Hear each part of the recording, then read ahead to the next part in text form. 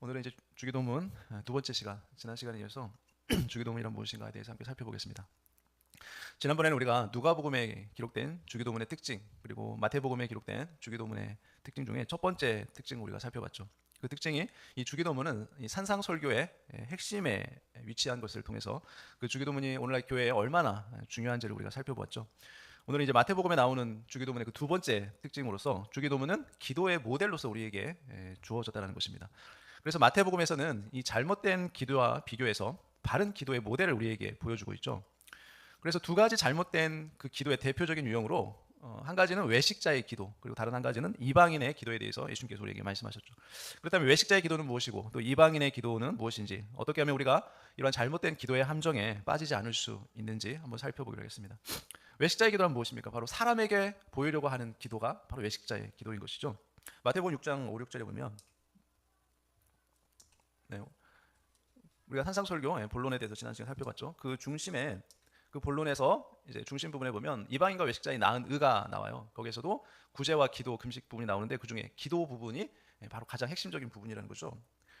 그래서 마태복음 6장에 보니까 너희는 기도할 때 외식자와 같이 하지 말라. 그들은 누구에게 보이려고 해요? 사람에게 보이려고 회당과 큰 거리 어귀에서 서서 기도하기를 좋아하느니라. 내가 진실로 너희에게 이르노니 그들은 자기 상을 이미 받았느니라. 너는 기도할 때에 내 골방에 들어가 문을 닫고 은밀한 중에 계신 내 아버지께 기도하라. 은밀한 중에 보시는 내 아버지께서 갚으시리라 라고 말씀하셨어요. 그러면서 외식자의 기도가 잘못된 것은 어디에 있습니까? 기도의 대상에 있어요. 기도의 대상이 잘못됐다는 거예요. 여러분, 기도는 본질적으로 하나님께 있는 것이죠. 오직 하나님만 우리의 기도를 받으실 자격이 있으신 분이에요. 그렇죠? 따라서 기도는 하나님께 하는 것이에요. 그 어떤 누구에게도 기도하는 것이 아닙니다. 그런데 외식자는 누구에게 기도한다고 말합니까? 바로 사람에게 기도한다라고 말하죠. 그래서 외식자들은 어디를 좋아해요? 어떤 장소를 좋아해요? 사람들이 많이 있는 장소를 좋아합니다. 외식자들. 그래서 사람들이 많이 있는 곳에서 기도해야 자기 기도하는 모습을 사람들이 많이 볼 수 있기 때문에 그런 장소를 좋아하는 거죠. 그래서 외식자들이 사람들에게 보이기 위해서 기도하는 이유, 그 이유가 무엇이에요? 바로 결국 사람들에게 인정받고 싶고 존경받고 싶고 사람들에게 칭찬을 받고 싶은 그 마음속 깊은 곳에 교만한 마음 때문에 그런 거죠. 하나님을 의식하기보다 사람들을 더 의식해서 사람들의 칭찬을 받고 싶은 거죠. 그래서 사실 다른 사람 들으라고 하는 기도나 또 다른 대상에게 하는 기도나 다 마찬가지로 다 하나님 앞에서는 다 우상 숭배나 똑같은 것이에요. 하나님이 아닌 다른 어떤 것들에게 하는 것들은 다 우상 숭배에 속하죠. 기도는 누구에게 하는 것입니까? 하나님께 하는 것이죠. 그래서 하나님을 인격적으로 만난 성도들, 하나님을 인격적으로 아는 성도들만 할 수 있는 것이 기도예요. 그러나 성도들도 얼마든지 잘못된 기도를 할 수 있다는 것입니다. 특별히 우리가 함께 모여 기도할 때 이러한 잘못된 행동을 하기 쉽죠. 그래서 기도를 다른 사람들이 들으라고 하는 경우가 많아요. 대표적인 뭐가 있을까요? 우리가 교회에서 대표 기도를 시키면 대부분 사람들이 자기는 기도할 줄을 모른다고 하면서 대표 기도를 사용합니다. 그렇죠? 왜 사용하는 걸까요? 물어보면은 자기는 사람들 앞에서 기도하는 것이 너무 부끄럽다는 거예요. 어떻게 기도할지를 모르겠다는. 자, 여러분, 그 말은 기도를 지금 할 때 누구를 의식하고 있는 거예요? 하나님보다는 사람을 의식한다는 거죠. 그러니까 사람들이 내 기도를 듣고 오늘 지사님, 권사님, 장로님 기도가 너무나 은혜롭고 좋았습니다. 이게 사람들의 기도에 대한 반응을 의식하고 기도를 하려고 하다 보니까 내가 하나님 앞에 기도한다는 생각보다 사람들을 의식해서 기도하려고 하면 기도하기가 어렵다는 거죠. 왜요? 사람들이 내 기도를 듣고 평가하는 것을 두려워한다는 거죠. 그것이 바로 외식자의 기도인 것이에요. 기도를 마치 어떤 사람들에게 하는 연설 정도로 생각하는 거죠. 그래서 대부분 장로님들이 교회에서 대표 기도를 많이 하죠. 그런데 그 기도가 하나님보다는 사람들에게 평소에 자기가 하고 싶은 얘기를 기도로 하는 경우가 많은 경우가 우리가 볼 수 있어요. 그래서 우리는 때때로 합심 기도할 때도 마찬가지입니다. 여러 사람이 같이 모여서 합심 기도를 할 때도 자꾸만 큰 소리로 기도하다 보면 내 기도 소리를 다른 사람이 듣지는 않을까, 그렇게 의식하다 보면 이제 기도 소리가 점점 작아지는 경우가 있다라는 거죠. 점점 기도를 하나님보다는 사람을 의식하며 기도하기 때문에 그런 것이죠. 자, 그렇다면 어떻게 우리가 이런 외식자의 기도에서 벗어날 수 있을까요? 자, 예수님이 우리에게 가르쳐줬죠. 기도를 어디서 하라고 그래요? 골방에 들어가서, 그것도 문을 닫고 하라고 하죠. 골방에 들어가서 아무도 없는 그 골방에 들어가서 혼자 하나님 앞에 은밀한 중에 기도하라고 예수님께서 우리에게 가르쳐주셨어요. 기도의 모범이죠. 기도의 모델. 그러면서 다른 사람을 의식하거나 다른 사람에게 기도를 잘 보일 필요가 없다는 것이에요. 하나님과의 혼자만의 1대1 관계가 바로 기도라는 것이죠. 예수님은 광야에서도 40일 동안 기도하셨죠. 그렇죠? 광야에서. 여러분, 예수님 광야에서 기도하신 목적이 무엇입니까? 예수님은 홀로 광야에서 다른 사람을 의식하거나 방해받지 않고 오로지 홀로 하나님과의 관계 가운데 그렇게 기도하고 싶었던 것이에요. 그래서 그렇게 홀로 광야에서 기도하셨던 것입니다. 온전히 하나님께만 기도하기 위해서였죠. 그리고 예수님은 공생애에서도 수시로 사람들이 없는 한적한 곳을 찾아서 기도하셨어요. 그 시간이 언제였을까요? 네, 새벽에 아침에 일찍 해가 뜨기 전에 그 시간을 주로 예수님 많이 사용하셨어요. 왜냐하면 해가 떴다고만 하면 사람들이 예수님을 찾아서 모여들었기 때문에 그래요. 그러니까 예수님은 기도할 시간을 낼 수가 없었어요. 너무나 사람들이 몰려왔기 때문에.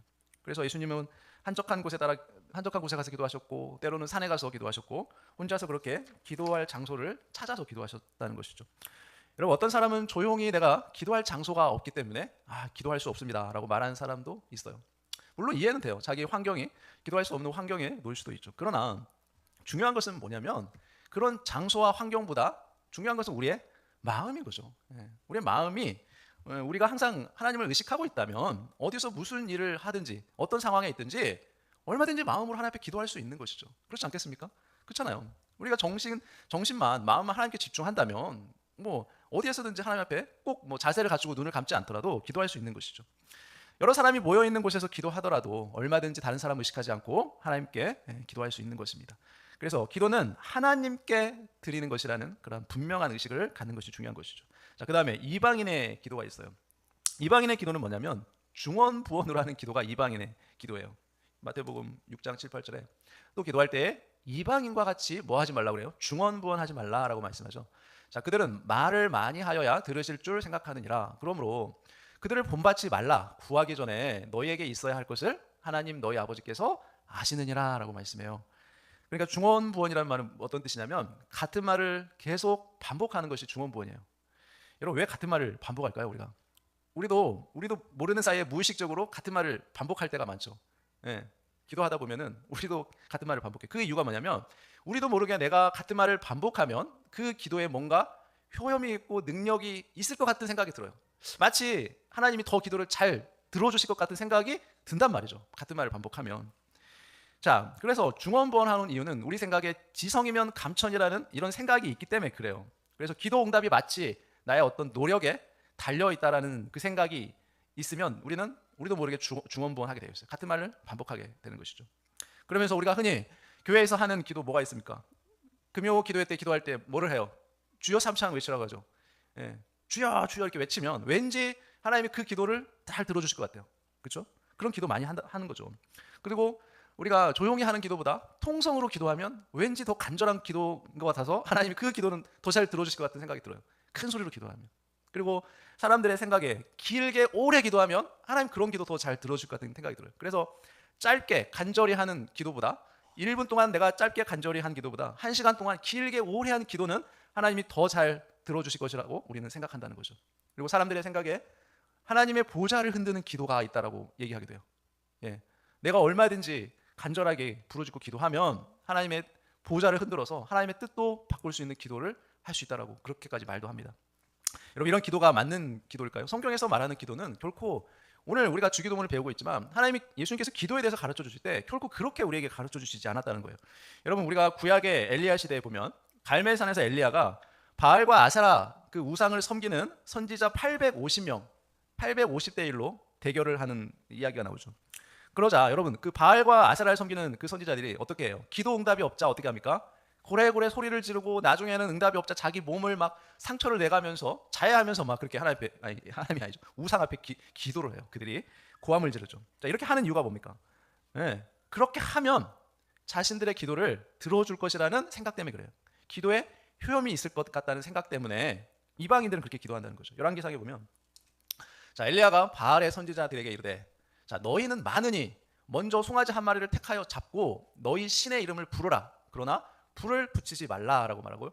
그들이 받은 송아지를 가져다 잡고 자, 아침부터 낮까지 바알의 이름을 불러 이르되 바알이여 우리에게 응답하소서 하나 아무 소리도 없고 아무 응답하는 자도 없으므로 그들이 어떻게 합니까? 그 쌓은 제단 위에서 뛰놀더라. 처음엔 뛰놀지 않았겠죠. 처음에 얌전히 기도를 하다가 응답이 없으니까 이제 막 팔짝팔짝 뛰는 거죠. 자, 정오에 이르러는 엘리야가 그들을 조용하여 이르되 큰 소리로 부르라. 그는 신인즉 묵상하고 있는지, 혹은 그가 잠깐 나갔는지, 혹은 그가 길을 행하는지, 혹은 그가 잠이 들어서 깨워야 할 것인지 하매 조롱하는 거죠.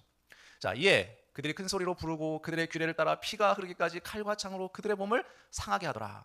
이같이 하여 정오가 지났고 그들이 미친 듯이 떠들어, 거의 이제 정신 나간 사람들처럼 떠드는 거죠. 저녁 소재 들을 때까지 이르렀으니, 그러니까 왼종일 하루 종일 지금 저렇게 하고 있는 거예요. 반응이 있어요, 없어요? 아무 소리도 없고 응답하는 자나 돌아보는 자가 아무도 없더라라고 말하는 거죠. 자, 이방인들의 기도의 이게 응답이죠. 중언부언하는 잘못된 기도에서 그럼 우리는 어떻게 벗어날 수 있을까요? 그것은 하나님이 어떤 분이신지를 우리가 바르게 아는 것이에요.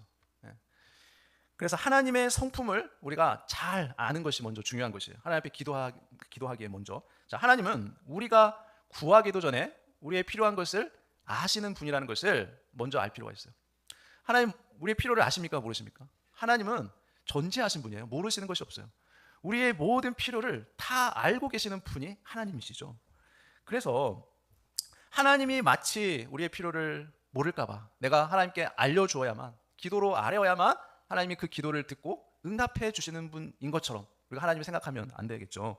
그래서 하나님의 능력, 그 하나님의 사랑, 그 하나님의 신실하심, 그런 것들을 알고 기도할 때, 그리고 전혀 그런 것들을 모르고 기도할 때 그 차이는 엄청난 차이가 있다는 거예요.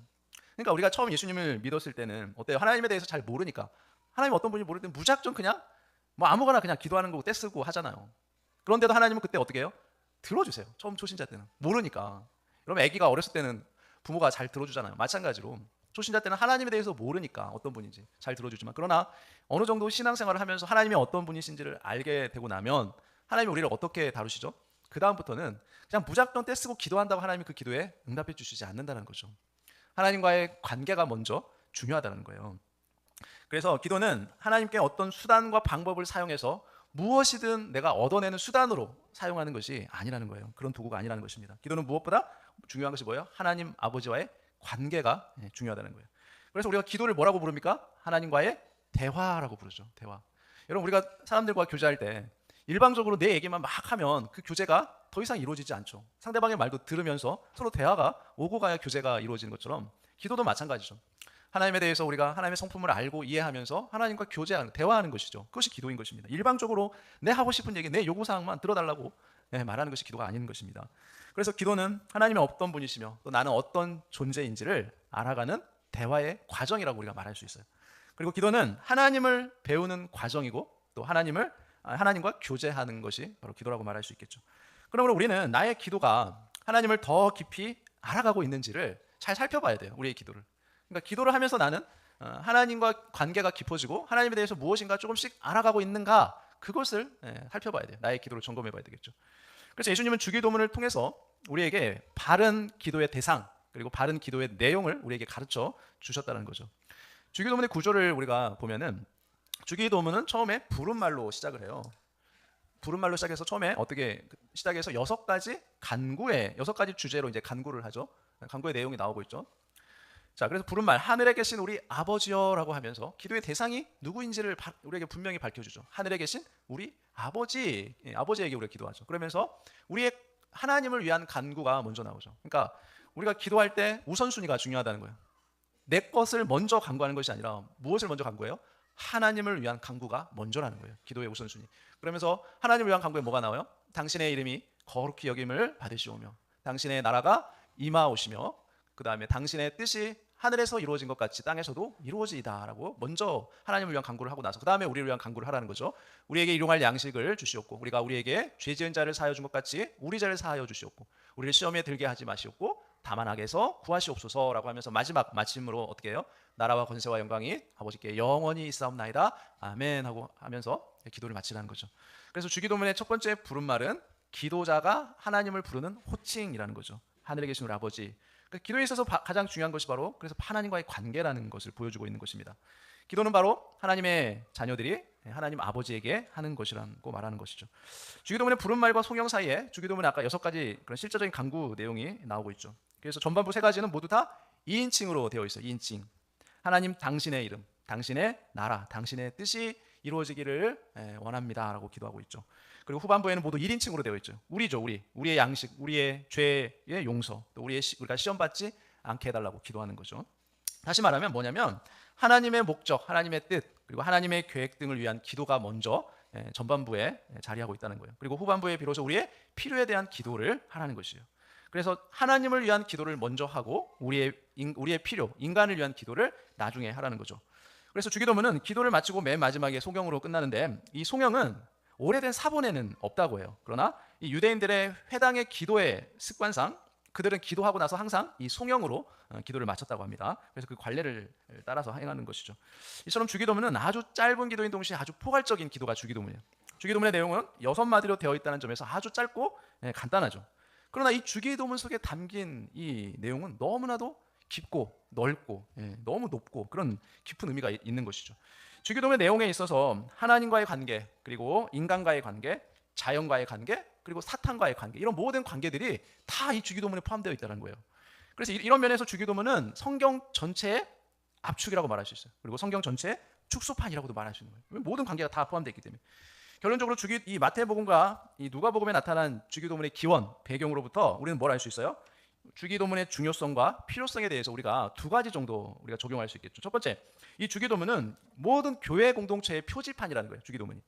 우리의 삶의 순간마다 주기도문의 정신에 입각해서 우리가 살아간다면 우리는 얼마든지 이 땅에서 승리하는 신앙생활을 할 수 있다는 거예요. 그리고 이 주기도문은 교회 공동체, 이 교회 공동체의 비전과 사명을 다 내포하고 있다는 것이죠. 그 점에서 언제나 우리가 교회가 추구해야 될 바른 방향을 가르쳐주는 표지판이 바로 이 주기도문이라는 거죠. 그래서 우리가 주기도문에서 멀어진 삶을 살고 있다는 것은 바로 교회가 세속화되어 가고 있다는 것을 보여주는 징표인 것이에요. 그래서 주기도문을 따라 살아갈 때 교회는 거룩하게 된다는 것이죠. 여러분, 교회의 개혁은 무엇입니까? 교회의 개혁, 바로 이 주기도문의 정신대로 살아가는 거예요. 그게 교회의 개혁이에요. 만약에 주기도문의 정신을 따라 살지 못하고 인간 중심적인 삶을 살게 되면 어떻게 돼요? 교회가 세속화되는 것이죠. 그래서 교회는 하나님 중심적인 삶을 살아가야 되는 것이 바로 교회인 것이죠. 그리고 교회의 부흥이란 바로 이 주기도문의 정신대로 살아갈 때 교회의 부흥이 이루어진다는 것입니다. 둘째로 주기도문은 개인 기도 생활의 나침반이라고 말할 수 있어요. 우리가 주기도문은 우리의 매일 기도 생활에 있어서 아주 중요한 나침반이 되겠죠. 기도 생활은 모든 그리스도인이라면 핵심 생활이 기도 생활이겠죠. 그러나 이렇게 중요한 기도도 언제든지 죄로 얼룩질 수 있다는 거죠. 주기도문은 우리 성도들에게 바른 기도의 대상, 그리고 바른 기도의 방법, 그리고 바른 기도의 내용, 그것에 대해서 우리가 가르쳐주고 있죠. 그래서 주기도문의 의미를 우리가 깨닫지도 못한 채 그냥 주기도문을 마치 무슨 주문 외우는 것처럼 암송해서 그냥 우리가 말하는 것은 우리 신앙생활에 아무런 영향을 주지 못한다는 거예요. 그렇지 않겠습니까? 그러나 주기도문 내용을 우리가 바르게 알고 사용한다면 이 주기도문을 사용하는 만큼 어떻게 돼요? 우리의 신앙생활에 많은 유익을 줄 수 있다는 거죠. 마치 옛날 유대인들이 하루에 3번씩 그들이 습관을 따라 기도했던 것처럼 우리가 아침에 일어나자마자 만약에 이 주기도문의 의미를 충분히 묵상하면서 또 암송하면서 하루를 시작한다면, 또 잠자리에 들기 전에 이 주기도문의 의미를 또 묵상하고 기도하면 우리가 가장 좋은 이 경건의 습관이 될 수 있다는 거죠. 뿐만 아니라 매일 기도 시간에 이 주기도문에 나오는 내용대로 우리가 간구한다면, 기도한다면 가장 훌륭한 기도의 순서가 된다는 거죠. 그러니까 우리가 기도할 때 항상 뭐를 기억해야 돼요? 주기도문의 순서를 기억하면서 기도를 하면 우리에게 유익이 있다는 거죠. 그리고 주기도문에 나오는 간구를 중심으로 우리의 기도의 제목을 하나님 앞에 아뢰는 것은 어떻게 기도하는 거예요? 하나님의 뜻대로 기도하는 가장 중요한 방법이 된다는 거죠. 우리가 항상 하나님의 뜻대로 하는 기도가 무엇인지 가르쳐 달라고 이렇게 하는 사람들이 있는데 그 표본이 뭐예요? 바로 이 주기도문이에요. 우리가 주기도문의 내용만 제대로 안다면 하나님의 뜻대로 하는 기도가 무엇인지 얼마든지 알 수 있다는 거죠. 그래서 하나님의 뜻대로 하는 기도를 우리가 할 수 있다는 것입니다. 예수님께서 가르쳐 주신 이 주기도문처럼 우리가 기도의 대상, 기도의 방법, 기도의 내용, 기도의 의미를 우리가 바르게 알아서 이 배운 대로 매일 실천하며 살아갈 수 있는 저와 여러분 되시기를 예수님의 이름으로 축원합니다. 기도하겠습니다. 하나님 아버지, 주님의 은혜를 감사합니다. 하나님, 우리가 그저 무의식적으로 또 마치 주문을 외우는 것처럼 반복적으로 습관적으로 말하고 고백하는 이 주기도문, 우리가 제대로 배우고 알고 깨달아서 그 예수님께서 가르쳐 주신 주기도문이 어떤 의미가 있는지 우리가 바르게 배운 대로 그대로 실천하며 살아감으로 우리 신앙생활에 유익을 누리며 하나님의 은혜를 누리며 살아갈 수 있는 저와 우리 모든 삶이 될 수 있도록 하나님 인도하여 주옵소서. 이 모든 것 예수님의 이름으로 기도합니다. 아멘.